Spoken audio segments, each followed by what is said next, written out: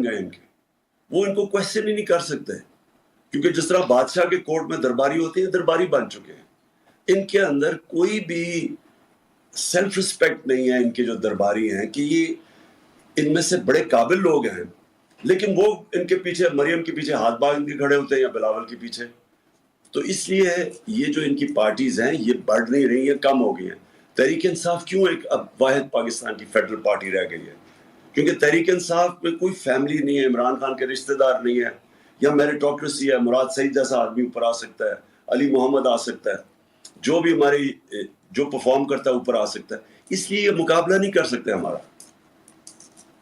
جی جبران, ایک کوشچن کافی لوگوں نے پوچھا ہے کہ دیکھیں 99% یا 95% میڈیا آپ کے خلاف ہے خان صاحب, اور جو رہ گئے ہیں یہ جو 5% ان کے بارے میں آپ کیا کہنا چاہیں گے؟ کیونکہ لوگوں کو بڑا غصہ ہے میڈیا پہ بھی کافی, تو آپ ان کے بارے میں کیا کہیں گے جو حق کی بات کرتے ہیں, جو فیئر بات کرتے ہیں اور پریشر میں نہیں آتے؟ جی جبران, دیکھیں ہمارے 3.5 سال میں ہم سنتے رہے کہ جی میڈیا کے اوپر بڑی سختی کر رہے ہیں, اور ہم پتہ نہیں میڈیا کے اوپر کیا ظلم کر رہے ہیں. آج آپ اٹھا کے دیکھیں کہ سب سے فری میڈیا ہمارے دور میں تھا. کبھی گورنمنٹ کی اتنی زیادہ کھلی کرٹیسزم نہیں ہوئی, اور ناجائز کرٹیسزم ہوئی, اور اس کے اندر پروپیگنڈا ہوا گورنمنٹ کے اگینسٹ, فیک نیوز نکالے گا گورنمنٹ کے اگینسٹ, اور کبھی اس طرح فری رن میڈیا کو نہیں ملی جو ہمارے دور میں ملی. اور بار بار ہمیں یہ اٹیک کیا جاتا تھا سو کالڈ لبرلز کے, جی بڑا میڈیا پہ سختی ہے, اور ہر قسم کے, میں نے کہ یہ جرنلسٹ تھے جو بڑے ہمارے اگینسٹ کانسٹنٹ کیمپین کرتے تھے. آج آپ دیکھیں کہ سارا جو میڈیا ہے, تقریباً تھوڑے سے نکال دیں بیچ میں سے, سارا میڈیا بلیک آؤٹ کر رہا ہے ہمیں. سارے میڈیا کے اوپر کیمپین چل رہی ہے ہمارے اگینسٹ. اس کی وجہ کیا ہے؟ میڈیا کے جو اونرز ہیں وہ کوآپٹ کر لیتے ہیں اپنے ساتھ. یہ کرتے کیا ہیں, یہ جو سٹیٹس کو ہے, یہ جو پورے مافیاز ہیں, اس کے اندر ان کو ساتھ ملا لیتے ہیں, اور میڈیا کے جو اونرز کے انٹرسٹ ہیں وہ انٹرسٹ کو وہ دیکھ لیتے ہیں, فائنینشیل انٹرسٹ کو, اور وہ پھر ان کے ٹول بن جاتے ہیں پروپیگنڈا کے. اور آپ دوسری چیز دیکھیں گے کہ ڈائریکٹ یہ پھر فنڈ کرتے ہیں جرنلسٹ کو, اینکرز کو, ڈائریکٹ فنڈنگ جاتی ہے, اور پھر بیرونی فنڈنگ جاتی ہے. مجھے 3 مہینے پہلے پتا چل گیا تھا کہ باہر سے پیسہ چل رہا ہے ہمارے جرنلسٹ کے اوپر, اینکرز کے اوپر. 3 مہینے پہلے مجھے ایک اینکر نے آ کے بتایا تھا کہ پیسہ چل رہا ہے اور ہمیں آفرز مل رہے ہیں. تو یہ انفارچونیٹلی میڈیا کو کوآپٹ کر لیتے ہیں یہ جو پاورفل انٹرسٹ ہے, مافیاز ہے. لیکن اللہ کا شکر ہے کہ آج سوشل میڈیا ہے, اور سوشل میڈیا میں ایسی زبردست اویئرنیس ہے کہ وہ جو نارمل میڈیا ہے اس کے لیے مشکل ہو گیا کمپیٹ کرنا سوشل میڈیا سے. اگر یہ میڈیا کامیاب ہوتا تو آج اس طرح پبلک تو نہ ہمارے ساتھ نکلتی. انپریسیڈنٹڈ, پاکستان کی تاریخ میں کبھی ایسے پبلک نہیں نکلی. انشاءاللہ کل مینار پاکستان میں ایکسپیکٹ کرتا ہوں, کیونکہ میں تو 26 سال پبلک کی, عوام کی پالیٹکس کر کے آیا ہوں, انشاءاللہ کل پاکستان کی تاریخ میں ریکارڈ کراؤڈ آئے گا. وہ کیوں آئے گا؟ وہ اگر آپ یہ مین سٹریم میڈیا دیکھیں تو ان کو تو نہیں نکلنا چاہیے, تو ہر وقت نیگیٹو پروپیگنڈا ہے, کیونکہ وہ سوشل میڈیا کے ذریعے انفارمیشن اب کوئی نہیں روک سکتا اس کو. ٹھیک ہے خان صاحب, ایک نیوز ہے, کافی لوگ کہہ رہے ہیں کہ 150,000 یوزرز اس میں ہم پار کر گئے, وچ از اے ریکارڈ آف سارٹ. پچھلا والا ریکارڈ ابھی کل پرسوں کی اسپیس کا تھا جو اینکر عمران ریاض خان ہے, 18,000 یا 20,000. تو ایک یہ ریکارڈ ہے, اور جو ہیش ٹیگ جو امپورٹڈ گورنمنٹ نامنظور, یہ جو ہیش ٹیگ اس سب پوچھ رہے ہیں کہ خان صاحب آپ کو ہماری آواز آ رہی ہے, ہم یہ اتنا جو پروٹیسٹ کر رہے ہیں, تو پلیز ان سب کے لیے کہیں جو اپنی جاب کو سیکریفائز کر کے, اپنا فیملی ٹائم سیکریفائز کر کے, کچھ ساری چیزیں پیچھے چھوڑ کے یہ پروجیکٹ میں لگے, ان کے بارے میں پلیز کچھ کہیے گا.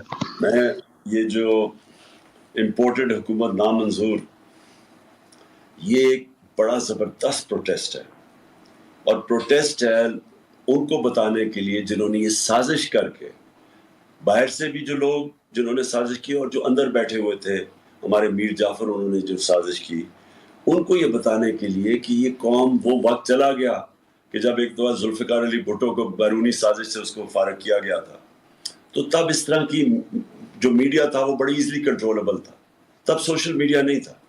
یہ زمانہ اور ہے، اور یہ لوگوں کی جو اس وقت مسلسل ایک پروٹیسٹ ہے، اور یہ میں سمجھتا ہوں، یہ کئی لوگ سمجھتے ہیں کہ جی، اور جو اندر بیٹھے ہوئے تھے ہمارے میر جعفر، انہوں نے جو سازش کی، ان کو یہ بتانے کے لیے کہ یہ قوم، وہ وقت چلا گیا کہ جب ایک دفعہ ذوالفقار علی بھٹو کو بیرونی سازش سے اس کو فارغ کیا گیا تھا، تو تب اس طرح کی جو میڈیا تھا وہ بڑی ایزلی کنٹرولبل تھا، تب سوشل میڈیا نہیں تھا. یہ زمانہ اور ہے، اور یہ لوگوں کی جو اس وقت مسلسل ایک پروٹیسٹ ہے، اور یہ میں سمجھتا ہوں، یہ کئی لوگ سمجھتے ہیں کہ جی، یہ بڑی تھوڑی دیر کے بعد یہ ڈائی ڈاؤن کر جائے گا. میں سمجھتا ہوں کہ یہ ڈائی ڈاؤن نہیں کرے گا، یہ ایک تحریک بن گئی ہے، اور یہ اب اس سے اور زیادہ آگے جائے گی، کیونکہ اور اس کی سب سے بڑی وجہ یہ ہے کہ اس وقت جو اویئرنیس ہے، جو شعور آ گیا لوگوں کے اندر، یوتھ کے اندر، وہ کبھی بھی اس کو ڈائی ڈاؤن نہیں ہونے دے گا جب تک الیکشنز پاکستان میں نہیں اناؤنس ہوتے. سر ایک کوشچن آ رہا ہے، آج ڈی سی آفس نے ایک سیکورٹی تھریٹ لیٹر سرکولیٹ کیا ہے کل کے جلسے کے حوالے سے، اور اس پہ انہوں نے آپ کو ریکمینڈ کیا ہے کہ آپ کو ویڈیو لنک سے ایڈریس کرنا چاہیے اور جانا چاہیے. سو اس پہ بہت سے لوگ کوشچن کر رہے ہیں کہ آپ آئیں گے لازمی کل؟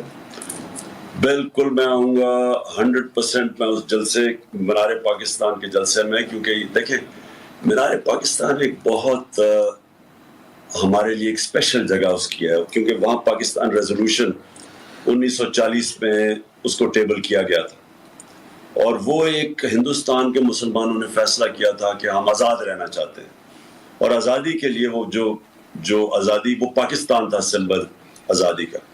اور ادھر ہی جا کے ہم اپنی حقیقی آزادی کی کیمپین، تحریک لانچ کرنے لگے.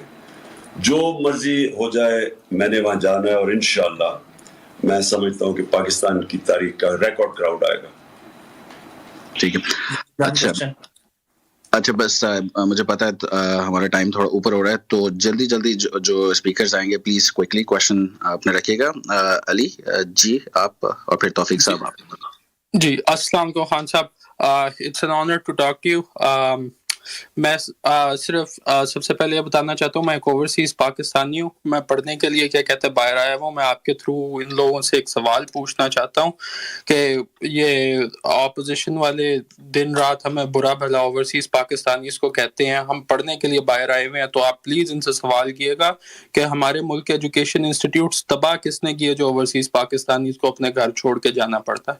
اور دوسرا یہ کیا کہتے ہیں جب سے پاور میں آئے ہیں، یہ آپ کے ٹائم میں جتنے اچھے کام ہوئے تھے ان کو ریورس کر رہے ہیں. ان میں سے ایک بہت امپورٹنٹ ہمارے لیے ایک چیز ہے سنگل نیشنل کریکولم، جو ہمارے فیوچر کے لیے بہت ضروری ہے. اب احساس کے بعد جو ہمیں نظر آ رہا ہے، جو اگلا ڈر ہے کہ یہ اس کو بھی کیا کہتے ہیں ریورس کرنے کی کوشش کریں گے، تو آپ لوگ اس کو کس طرح کاؤنٹر کریں گے؟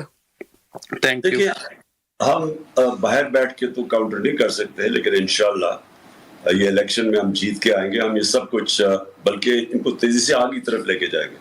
دیکھیں ہمارا جو ایمفسس ہے نا، وہ یہ ہے کہ پاکستان اپنے پیر پہ کھڑا ہو. پیر پہ تب کھڑا ہوگا جو پاکستان کے اندر ڈالرز اتنے آئیں کہ ہم جو ہماری امپورٹس ہیں اس کو میٹ کر سکیں. وہ انشاءاللہ ہمارے ریکارڈ پاکستان کی تاریخ میں ڈالرز ہمارے دور میں آئے ہیں. ریمیٹنسز بھی ریکارڈ 31 ارب ڈالر، ایکسپورٹس بھی ریکارڈ 32 ارب ڈالر. پہلی دفعہ آئی ٹی کی ایکسپورٹس پاکستان میں صحیح ڈائریکشن پہ، کیونکہ ہم نے آئی ٹی کے لیے بڑی کنسیشنز دیے، ٹیکنالوجی زونز بنائے، تو پاکستان اب اس طرف نکل گیا. تو ہماری کوشش ہے کہ ہمیں کبھی آئی ایم ایف کے پاس نہ جانا پڑے، اور ہمیں کبھی کسی سے دھمکیاں نہ ملنی پڑے، کیونکہ ہمارے پاس ہم اپنے پیر پہ نہیں کھڑے. لیکن یہ جو ریفارمز ہیں، بلین ٹری سونامی، یہ جو کلائمیٹ چینج کے اوپر ہیں، جو ڈیمز ہم نے بنائی، وہ تو خیر کوئی نہیں روک سکتا. لیکن سنگل نیشنل کریکولم بہت امپورٹنٹ ہے پاکستان میں. یہ جو ایجوکیشن پارٹ ہے، ایلیٹ کے لیے جو سیپریٹ سسٹم تھا اس کو چینج کرنا، اور ایک نیشن بنانے کے لیے. پھر جو ہم نے رحمت للعالمین اتھارٹی بنائی، اس کا مقصد یہ ہے کہ سیرت نبی بچوں کو پڑھایا جائے. سب سے امپورٹنٹ چیز ہے کہ ایک بڑی قوم جو ہوتی ہے، عظیم قوم بنتی ہے، اس کا کیریکٹر بڑا عظیم ہونا چاہیے.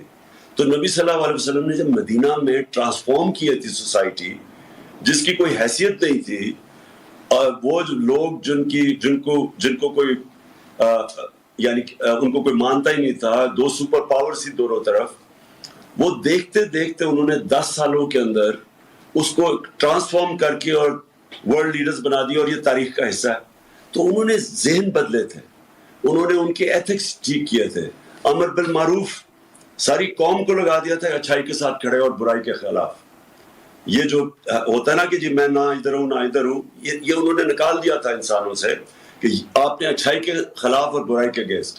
اور پھر یہ جو عدل اور انصاف, یہ جو چینج لے کے آئے تھے, یہ تب آئے گا اگر ہم نبی صلی اللہ علیہ وسلم کی زندگی سے سیکھیں جو ہمیں حکم ہے قرآن سے.